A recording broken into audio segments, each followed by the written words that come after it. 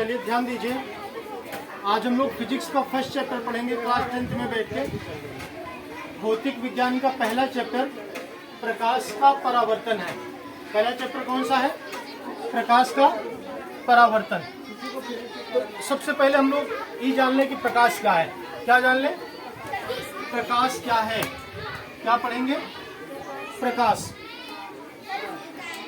प्रकाश को देहाती भाषा में लाइट, उजाला, दिया, दीपक, लैंप, बत्ती, जो कुछ भी कह लीजिए सब वही है।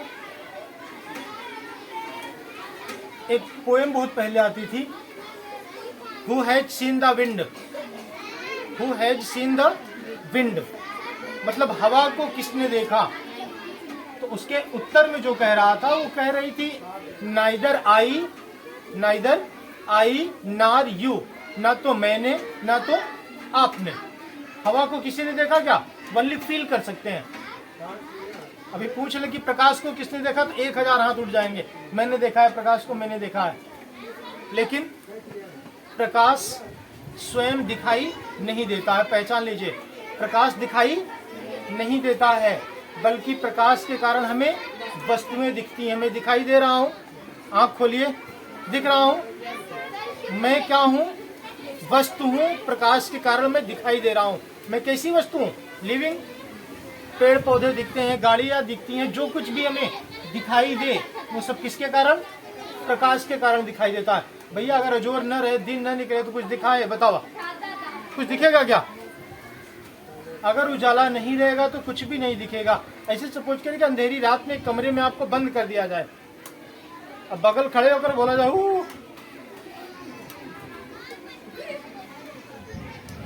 अब समझो कि पूरी पैंट गीली हो जाएगी, फिर रुक नहीं सकते हो। ये लगेगा कि जिंदा भूत आ गया। फिर बगल वाले कोने में जाकर के धीरे से छम छम, मतलब कंफर्म हो गया कि 100% चुड़ैल पधार चुकी है। तो अंधेरे में हमें कुछ भी दिखाई नहीं देता है। जैसे स्विच ऑन करोगे लगेगा अरे मौसी तुम हो। मतलब चुड़ैल को मौसी नहीं बनाना है। तो बात समझिए, अंधेरे में हमें कुछ नहीं दिखाई देता, जैसे ही प्रकाश होता है सब कुछ हमें क्या होता है? दिखने लगता है। तो बात क्लियर हो गई इसी से कि प्रकाश हमें देखने में मदद करता है। क्या करता है? प्रकाश देखने में मदद करता है। प्रकाश हमें वस्तुओं को दिखाने में सहायता करता है। डिफिनेशन कैसे देंगे? ये लिखा है, ध्यान दीजिए। प्रकाश वह भौतिक कारण है। कैसा कारण है?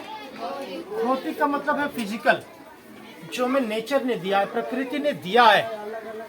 भाई सूर्य तो हम लोग बना नहीं सकते हैं, लेकिन इतनी छोटी भी बात नहीं कि आप सूर्य बना नहीं सकते हो। चाइना ने सूर्य बना लिया है और ऊपर ऐसे नचा रहा है चारों तरफ, और प्रयोग कर रहा है कि क्या सोलर सिस्टम उसके यहाँ रात में भी काम कर सकता है। तो चाइना बहुत आगे। भारत की सरकार इतनी सुविधाएं नहीं देती यहाँ के लोगों को। भारतीय कम नहीं है। भारत में कहा जाता प्रयोग छोड़ो, अदर कंट्री में कहा जाता प्रयोग करो। प्रयोग करने के लिए वहां पैसा खर्च होता है। भारत में जस्ट उल्टा है। भारत में नेगेटिव सोच वाले ज्यादा है। सीधा जानते हैं क्या कहते हैं? वो पढ़ लेन का गई लेन, बड़का पढ़ा था, जाए बम्बई कलकत्ता कमाए कि नहीं। हाँ बताओ, ये सोच खराब है। देखिए, पढ़ करके नौकरी करना अलग बात है। पढ़ाई का उद्देश्य जिस दिन होगा कि पढ़ रहे हैं हम इसलिए कि नौकरी पाएंगे, उस दिन देश नौकरों का रहेगा। जिस दिन पढ़ाई का उद्देश्य हो जाएगा कि पढ़ाई से हम ज्ञान प्राप्त कर रहे हैं और जीवन को सफल बनाएंगे, उस दिन आप मालिक की हैसियत से रहेंगे और हजारों नौकर विदेशी आकर के आपके पास काम ढूंढेंगे। तो प्रकाश भौतिक कारण है। आजकल तो सूर्य के प्रकाश पर जो सरकार ने वैधता लगा दी है। पता चली गई आप सबको ये बात? भारत में बिजली बिल जो मरे हुए लोग थे उनसे भी वसूला जा चुका है, मुर्दों से भी। और सरकार ने जानते हैं क्या कहा है? ये सूर्य भारत में निकल रहा है, सूर्य भारत का है, इसलिए अगर आप अपने घर पे सोलर सिस्टम लगाए हैं तो सोलर सिस्टम का भी आपको बिल देना पड़ेगा, क्योंकि आप हमारा सूर्य यूज कर रहे हैं। सोचिए कितनी मानसिकता भ्रष्ट है। सूर्य सबका है, लेकिन हमारे सर्किल में भारत देश वाला आप यूज कर रहे हैं ना, उसका भी बिल दो। ऐसी सरकारें हैं। लोगों को ज्यादा नहीं, कुछ दिन आप देखिए, केवल जिंदा रहने को विकास कहा जाएगा। लोग जानते हैं सड़क बन गई, अरे बाप, इस सरकार में बहुत विकास हो गया। जरा से सोचिए, इतने दिन की आजादी हो गई 70 साल की।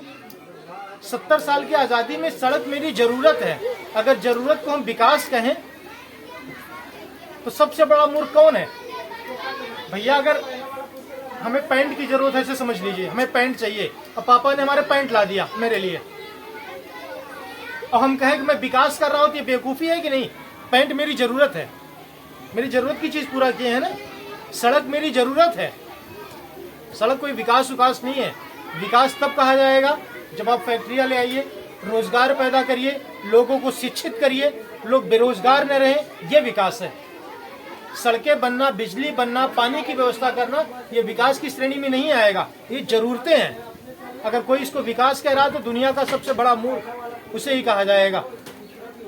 फिलहाल लौट कहिए, प्रकाश क्या है? प्रकाश एक भौतिक कारण है जो प्रकृति ने हमें दिया है, नेचर ने हमें दिया है, फ्री ऑफ कॉस्ट दिया है, कुछ भी नहीं लेती इसके बदले में। प्रकाश वह भौतिक कारण है जो हमारी दृष्टि को जागृत करता है, उजाला निकलता है और हमारे नयनों को कहता है कि पलके खोलो और दुनिया का दीदार करो। यही बात तो होती है, दुनिया का दीदार करो, इस प्रकृति का दीदार करो, कितनी सुंदर दुनिया है। यही प्रकाश है। यही अंधेरा हो जाए तो कुछ दिखाई नहीं देगा, सारी चीजें एकदम गायब सी जैसी हो जाएंगी। तो प्रकाश लिखेंगे कैसे? वह भौतिक कारण जो हमारी दृष्टि को क्या करता है? जागृत करता है। वह भौतिक कारण जो हमारी दृष्टि को जागृत करता है प्रकाश कहलाता है। याद रहेगी बात, प्रकाश वह कारण है या वह भौतिक कारण है या प्रकृति की दी हुई ऐसी वस्तु है जो कहता है कि भैया दुनिया देख लो, दुनिया का दीदार कर लो। उनसे पूछे जिनके आंखें नहीं खुलती हैं, जिनके पलकें नहीं खुलती हैं, वो दुनिया का दीदार कैसे करेंगे? केवल कल्पना मात्र से रह जाएगा। वही चीज अंधेरा है, उसी को हम लोग अंधेरा कह लेंगे। और उजाले में तो रंग बिरंगे लोग दिखाई देते हैं, दुनिया रंग बिरंगी दिखाई देती है, कुछ दुखी लोग दिखाई देते हैं, कुछ प्रसन्न लोग दिखाई देते हैं। ये दुनिया है, दुनिया अजीब है बाबू, इसमें बहुत परेशान होने की जरूरत नहीं। केवल प्रकाश को देखिए कि खुद न दिख करके दूसरे के लिए क्या करता है कि भैया दुनिया देख लो तुम। खुद दिखाई नहीं देता है प्रकाश, कि दिखाई देता है? खुद नहीं दिखाई देता, लेकिन दुनिया को प्रकाशमान बना देता है कि आप सब लोग दुनिया का दीदार करिए। ऐसा गुण होना चाहिए आपके अंदर। खुद अहम न आए, खुद गर्व न हो, लेकिन लोग, पूरी दुनिया के लोग, पूरे घर परिवार के लोग आपके ऊपर गर्व करें। ऐसी शिक्षा होनी चाहिए। आइए लौट के फिर इसके बाद प्रकाश की अपनी कुछ प्रॉपर्टी भी है जिन्हें हम लोग प्रकाश के गुण के नाम से जानते हैं। प्रकाश किरणों के गुण, प्रकाश किरणों के क्या पढ़ेंगे? गुण पढ़ेंगे। तो कभी कभी ध्यान दीजिए, अगर टार्च वगैरह जलाए हों, कुछ लोग तो मस्ती में लेजर लाइट जलाते हैं, लाल लाल बत्ती वाली, देखे हैं ना? प्रकाश की किरणें सदैव सीधी रेखा में चलती हैं। कैसे चलती हैं? प्रकाश के मार्ग में कितने भी अवरोधक चीजें लगा दीजिए, उसको टेढ़ा मेढ़ा घुमाने की कोशिश कीजिए, कभी नहीं घूमेगा, वो सीधा ही जाएगा। पहली प्रॉपर्टी क्या है? प्रकाश सीधी रेखा में चलता है, सीधी रेखा में गमन करता है या सीधे रास्ते से चला जाता है, बहुत ईमानदारी के साथ, कभी भी टेढ़ा मेढ़ा रास्ता नहीं जाता। दूसरी गुण क्या है? इसकी पहली प्रॉपर्टी सीधी रेखा में चलता है। दूसरी प्रॉपर्टी है प्रकाश जो चलता है, इनकी किरणें जो होती हैं, किरणों में छोटे छोटे कण होते हैं, इन कणों को फोटान कहा जाता है। प्रकाशीय किरणों को क्या कहा जाता है? फोटान किरणें कहा जाता है। ये बात ऐसे क्लियर हो जाएगी अगर प्रकाश के मार्ग में कोई फ्लाई व्हील रख दिया जाए, कोई हल्का पहिया रख दिया जाए, तो प्रकाशिक किरणों से टक्कर के बाद उस पहिए को घुमा देती है।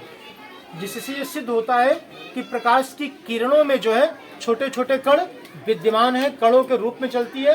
इन कणों को क्या कहते हैं? फोटान कहते हैं। प्रकाशिक किरणों को क्या कहते हैं?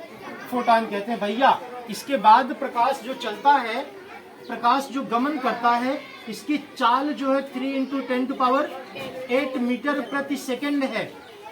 प्रकाश की चाल कितनी है? 3 × 10⁸ मीटर प्रति सेकंड, मतलब 1 सेकंड में इतनी दूर ये चल लेता है प्रकाश। बात क्लियर है? कोई दिक्कत तो नहीं है? कुछ समस्या हो तो बताइए, रोया ना करो, मुंह बंद करके बैठो, मुझे आंसू आता है ऐसे मुंह बंद करने पे। प्रकाश की चाल इतनी है, सीधी रेखा में चलती है और फोटान कणों के रूप में चलती है। इसके अलावा प्रकाशिक किरणें जो है विद्युत और चुंबकीय तरंगों के रूप में भी चलती हैं। किसमें चलती हैं? विद्युत और चुंबकीय तरंगों के रूप में भी चलती हैं। किसमें चलती हैं? विद्युत और चुंबकीय तरंगों के रूप में चलती हैं। कोई दिक्कत हो तो बता दीजिए। जो फिजिक्स आप बेहतरीन फिजिक्स पढ़ रहे हैं, इससे अच्छा फिर नहीं मिलेगा पढ़ने को। अगर मिलेगा तो आप अच्छे से याद कर लीजिएगा उसको भी। आगे बढ़े। प्रकाश हो गया, प्रकाश के गुण होंगे। अब हम लोग चैप्टर क्या है? प्रकाश का परावर्तन। अब बात समझिए, परावर्तन को हम लोग पढ़ते हैं।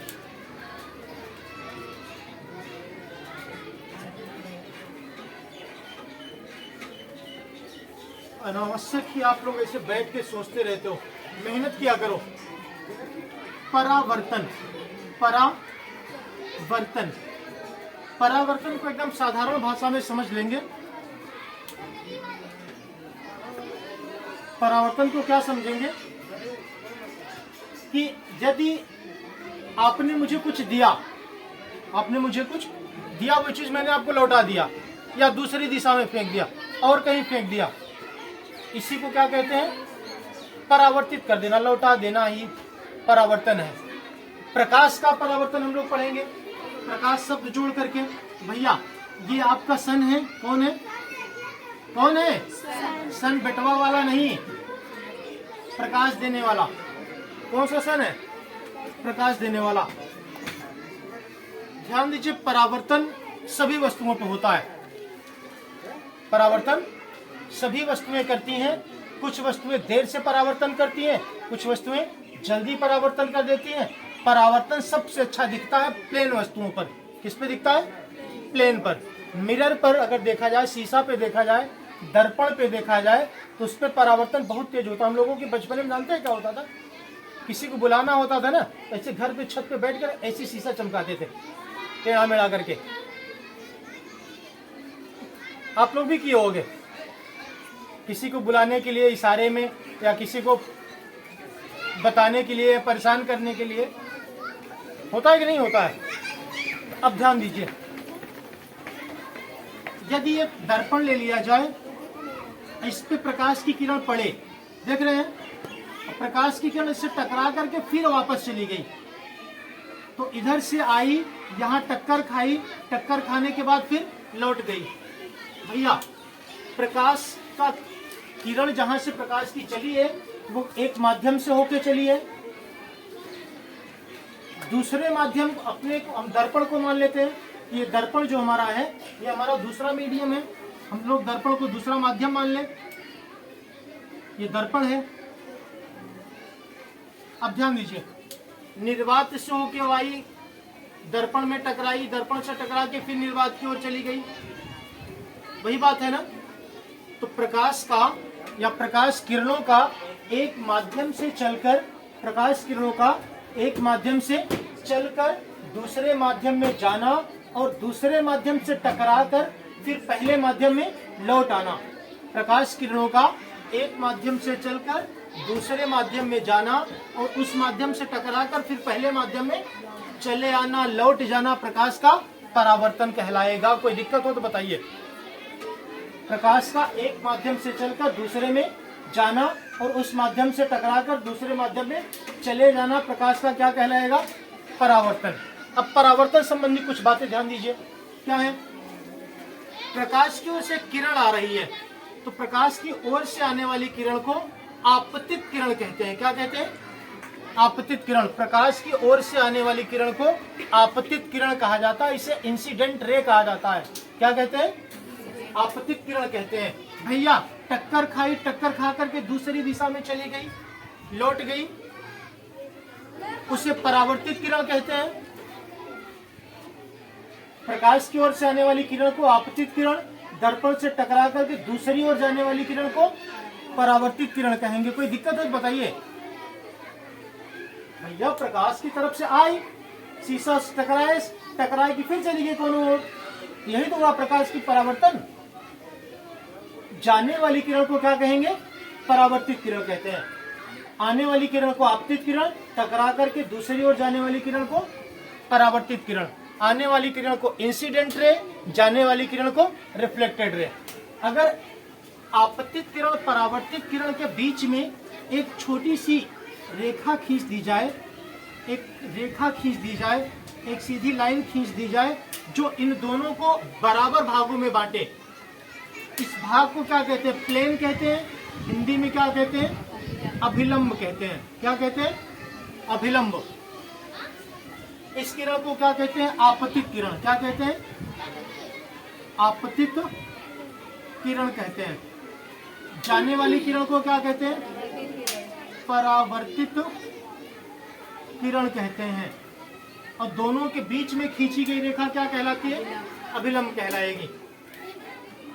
अब बात ध्यान दीजिए, अभिलंब दोनों को बराबर भागों में विभाजित कर रही है।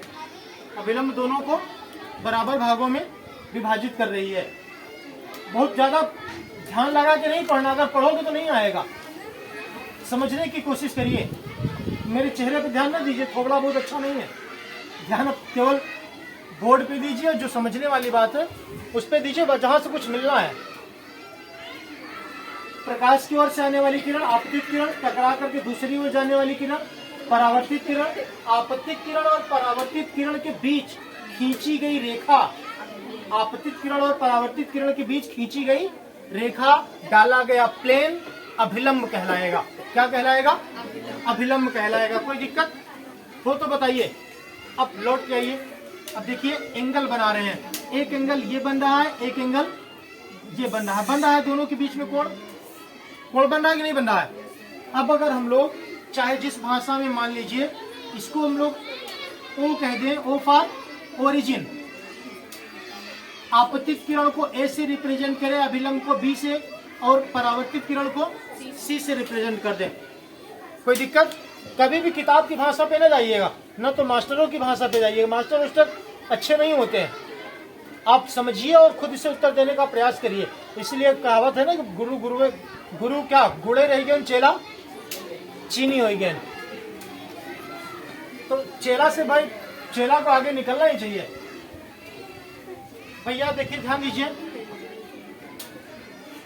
जहां ना समझ में आए, जो बात ना समझ में आए, वीडियो को रोकिए, रोक करके रिवर्स करिए, फिर उसको देखने की कोशिश करिए। एक एक बात अगर नहीं समझ में आएगी तो आप फिर से बता दीजिएगा हमें कि आप अच्छा नहीं समझा पाए हैं। बिल्कुल बता दीजिएगा, फिर से प्रयास किया जाएगा। है प्रयास करना केवल, और प्रयास अच्छा रहेगा।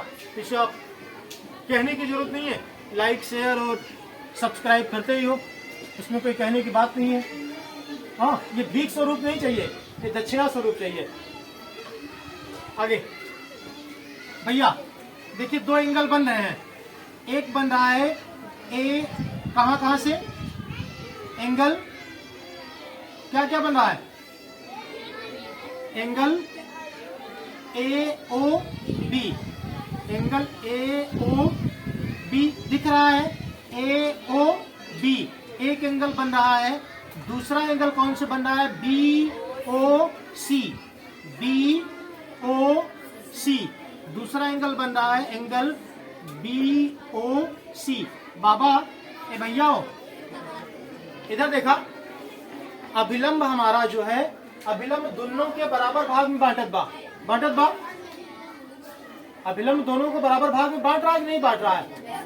अगर हम लोग सीधा कह दे कि एंगल ए ओ बी बराबर बा एंगल बी ओ सी के, तो कोई दिक्कत होगी क्या?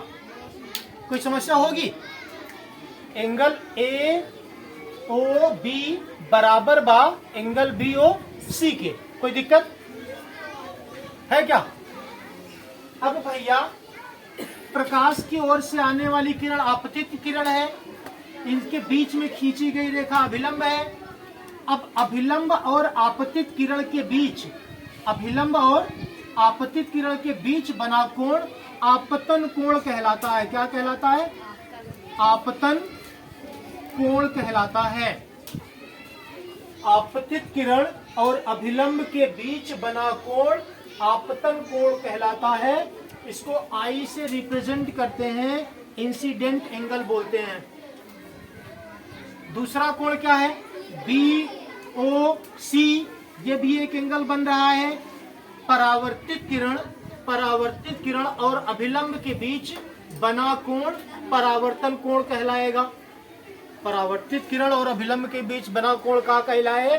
परावर्तन कोण। यहाँ ऐसे कलम उठाइए और लिख दीजिए गुरुजी परावर्तन कोण। इसको आर से रिप्रेजेंट करते हैं। आर फॉर रिफ्लेक्ट, कोण फॉर एंगल, रिफ्लेक्टेड एंगल है, इंसिडेंट एंगल है। अब बात ध्यान दीजिए, यहाँ पे हम लोग अगर पढ़ना चाहें तो एंगल ए ओ बी बराबर एंगल आई पढ़ ले, अगर तो कोई शर्म की बात होगी क्या? ए ओ बी बराबर आई मान ले, कोई शर्माने की बात तो है नहीं। और दूसरी बात क्या मान ले, अगर एंगल बी ओ सी को देखा जाए, बी ओ सी को देखा जाए, एंगल बी ओ सी बराबर एंगल आर मान सकते हैं? कोई दिक्कत? मान सकते हैं भैया। इतना बड़ा हमका लिखे की करूँ जरूरत ही नहीं बा, हम लोग सीधा लिख दे भाई। यहाँ देखा एंगल आई बराबर एंगल आर, एंगल आई बराबर एंगल आर। ई बतावत हैं कि आपतन कोण परावर्तन कोण के बराबर बा, आपतन कोण परावर्तन कोण के बराबर बा। बात खत्म भाई। अभिलंब बराबर बांटत बा, तो जितना इनका हिस्सा रहे उतना इनका हिस्सा रहे। तो आपतन कोण है, परावर्तन कोण है, आपतन कोण परावर्तन कोण के बराबर है, मतलब एंगल आई बराबर एंगल आर के है। परावर्तन समझने में कोई दिक्कत हो तो बताइए। परावर्तन के दो नियम हैं। परावर्तन के कितने नियम हैं? दो। अच्छे से समझ लीजिए, अगर नहीं समझ में आएगा तो पढ़ाई छोड़ दीजिएगा। पहला नियम देखिए, परावर्तन के दो नियम है, इसको याद करिएगा। पहला नियम है आपतित किरण परावर्तित किरण, आपतित किरण परावर्तित किरण के बीच खींचा गया प्लेन के बीच खींचा गया अभिलंब तीनों एक ही बिंदु पर होते हैं। भैया आपतित किरण परावर्तित किरण के बीच खींची गई रेखा तीनों देखिए एक बिंदु पे मिल रहे हैं कि नहीं, एक पॉइंट पे मिल रहे हैं कि नहीं। आपतित किरण परावर्तित किरण के बीच खींची गई रेखा तीनों एक ही बिंदु पर होते हैं, एक ही तल पर होते हैं, एक ही जगह पर हैं। कोई दिक्कत? ऐसे समझा, जहां ये आई बात, जहां से गई बात, जहां एक खींचे तीनों एक ही जगह मिले थे भैया। मिले थे नहीं मिले थे?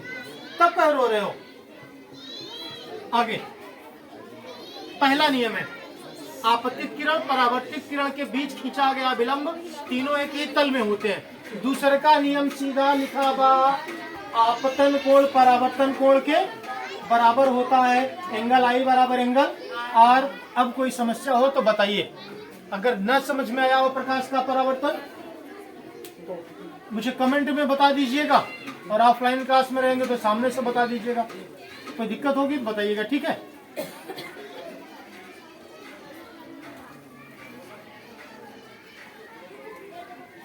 बात